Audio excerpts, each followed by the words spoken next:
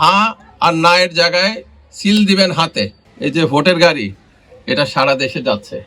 ভোটের গাড়ির মাধ্যমে গণভোটটা কিভাবে করতে হবে, গণভোটের কারণটা কি, সেটা আমাদের দেশে দীর্ঘদিন একটা ব্যবস্থা, ফ্যাসিবাদী ব্যবস্থা জোর করে চেপেছিল। ভোট টোট হয় নাই, জোর জবরদস্তির শাসন ছিল। সেটার প্রতিবিধান করার জন্য, সেটার অবসান ঘটাবার জন্য সেই আবাবিল পাখির মতন বাংলাদেশের ছাত্র জনতা রাস্তায় নেমে আসছিল। কবে? জুলাই আগস্টে 2024-এ। এটা আসলে আল্লাহর রহমত। সারা দেশ যখন একটা ত্রাহি অবস্থা, দেশের কি হবে, মানুষের জীবন বাঁচবে কি বাঁচবে না, আয়না ঘরে বন্দিরা সব, এই অবস্থাতে তারা নেমে আসছিল এবং বাংলাদেশকে মুক্ত করে গেছে। অনেক শহীদ, 1400, হাজার হাজার আহত। সেই জুলাই যোদ্ধাদের উদ্যোগে সরকার যেই রাজনৈতিক দলগুলিকে, যারা জুলাইয়ের পক্ষে ছিলেন, তাদের নিয়ে বসার ব্যবস্থা করেন এবং এই জুলাই সনদ স্বাক্ষরিত হয়।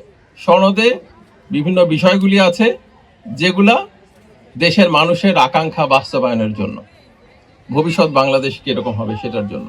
এই জুলাই সনদের জন্যই 12 তারিখে গণভোট এবং সঙ্গে সঙ্গে সাধারণ নির্বাচনে তো মানুষ ইচ্ছা মতো ভোট দিতে পারে না। এই রাতের ভোট হয়ে গেছে দিনের ভোটের জায়গায়, একজনের জায়গায় আরেকজন ভোট দিয়ে গেছে, বলছে আপনার ভোট হয়ে গেছে, চলে যান চাচা।